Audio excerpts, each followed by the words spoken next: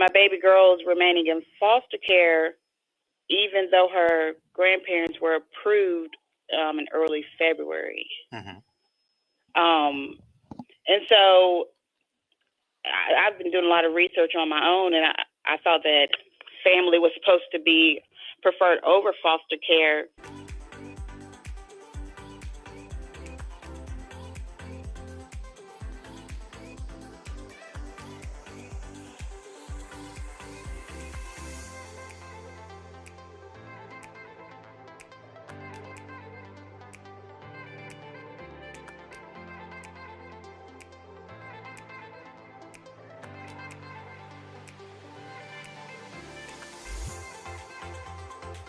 GT, Georgette Truin. Also, we're going to have a guest with us, another attorney. We work together. Her name is Jennifer Ani. Jennifer, are you there? Yes, I am. Good evening. How are you? I'm excellent. How are you, Mr. Davis? I'm doing fine. I'm doing fine. You know, for those of the listeners that, may not know who you are, why don't you tell us who you are, what you do, and your expertise? Sure. I'm an attorney in California. I've been licensed since 1993. I'm a child welfare law specialist, which is a special designation. Georgette's on the line. Is in the field of CPS law. Very good. Very good. And Mrs. Georgette, or Miss Georgette, I'm sorry, can you tell the audience a little bit about yourself?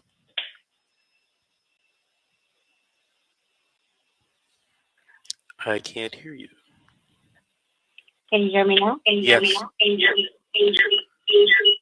But I'm getting reverb. Yeah, something's wrong with her line. Yeah. Georgette, why don't you hang up and call the station back again, because we think there might be something wrong with the line. But while you're doing that, we're going to take our first call of the evening, and I hope I'm pronouncing this name correctly, Bashira from North Carolina. Bashira, did you have a story to tell or a question to ask? Hi, yes, it's Bashira. Okay. I did have a question, kind of a two-part question to ask. Okay, go ahead. Yeah, so my 10-month-old baby girl, she was taken from CPS from me after I went to the hospital to seek help for myself. They took her saying because I had no one there to watch her, even though my sister came there to pick her up, she was sent away. This has been going on for 5 months now. We've been in the non-secure custody hearing, and my baby girl is remaining in foster care, even though her grandparents were approved in early February. And so I've been doing a lot of research on my own, and I thought that family was supposed to be preferred over foster care. My previous lawyer, before she withdrawal, she told me at the last hearing that by statute, the non-secure had to be decided that day. However, it was continued, and it was ordered that she still stay in foster care. I brought up how her grandparents had been approved, and it was just kind of skipped over. I don't know if it's because I was representing myself at that time and just not respected, but I just wanted to ask you what could be done about that. Well, I appreciate you calling, first of all, and asking that question. I want to tell you that I and Jennifer are licensed in the state of California, and you're in North Carolina. So the first thing I want to tell you is you need to talk to someone, a licensed attorney in North Carolina. But assuming the laws are similar, I'm going to ask Jennifer to answer your question as if you were living in California and you had a case in California. Jennifer? Hi. So I missed the part as to whether or not a jurisdiction and dispo had been completed yet. I know that you're waiting to get to the statutory hearing, but where are we at in the case? Non-secure custody hearing has been continued twice now. How many times? Did you have a detention hearing? I'm sorry? How many hearings have Did you you gone have to?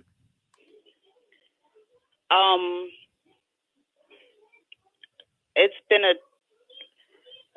technically 3. I know we had like some short ones where we decided we weren't going to do a hearing.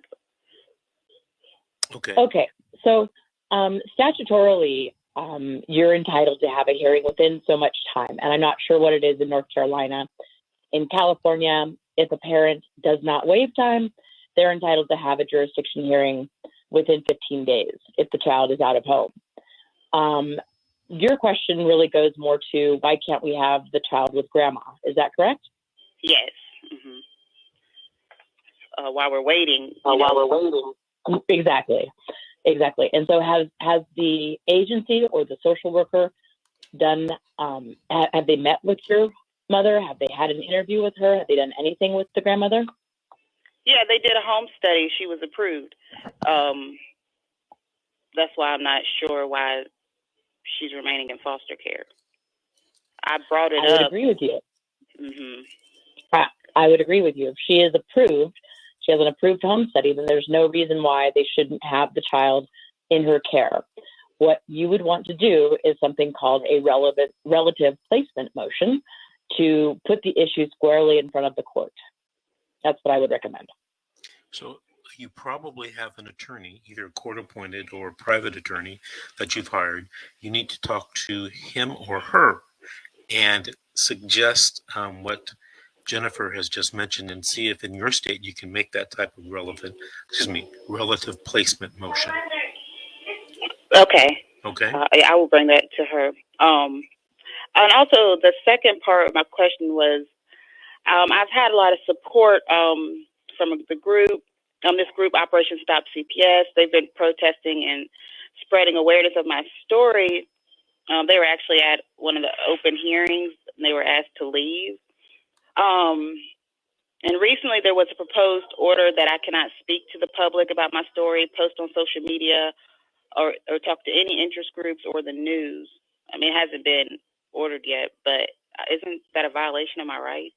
You know, I've always thought of that. Now, I can't comment on, the law in your state because I'm not licensed there, but under federal law and constitutional law under the United States Constitution, I always thought that type of order could be infringing on your constitutional right to freedom of speech, freedom of the press, etc. I know that I have heard this from a lot of people in different states, and I know people have tried to fight them, but I don't know if they're going about it the wrong way. But Jennifer, what do you think about a blanket order like that from the juvenile court judge, especially where, the parent is talking about the case, but not mentioning any names, and especially any names of the children? Sure. So it definitely, any type of gag order implicates First Amendment considerations and First Amendment rights. Whether or not the interest in protecting children and protecting a child's privacy outweighs a parent's First Amendment right to free speech 2 minutes is the question. And I think it's a matter of degree, like any other constitutional question. I know that courts often dislike when parents put photos of children on social media in the context of a GoFundMe campaign, which I think is wrong. But if the issue is a photograph on social media, I think that's one thing. I think naming the child is another thing. And I think that depending on what you're trying to do, a gag order can be unconstitutional. However, there is a state interest in protecting children, and that's the countervailing concern. Hey, Bashir, okay. I hope that helps you a little bit. But the bottom line is you're going to have to talk to an attorney in your state there in North Carolina and try to get some good advice. And sometimes you might have to go talk to 2, 3, 4 attorneys to get opinions and get information. And of course, I know you have your attorney now. Try to utilize him or her in helping you in this matter. Listen, I want to thank you for calling. I want to thank you for listening from North Carolina. Call us in a few weeks and let us know. Give us an update on what's happened. Okay, Bashir? Okay, for sure. Thank you, Vincent, and thank you. Bye-bye. All right, folks, we got to take our first break now. We got to pay some bills. This is The Secret, How to Fight CPS and Win, and we'll be right back after these messages.